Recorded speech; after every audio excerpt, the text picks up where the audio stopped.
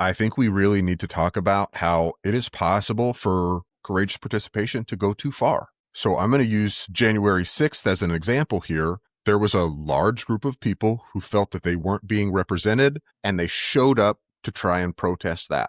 And I think originally the intent was to do so peacefully. And I don't think it ended up that way. If you are going to go and try and make your voice heard, you have to do it with compassion.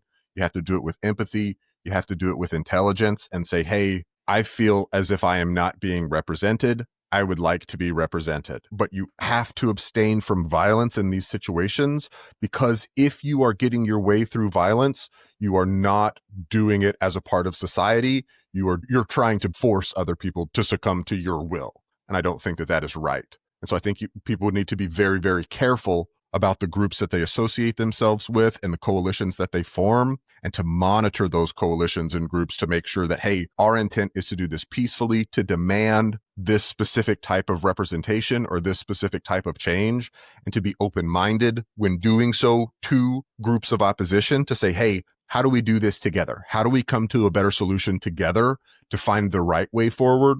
Because I can speak for myself. I know I'm not always right, as much as I hate that. I hate being wrong.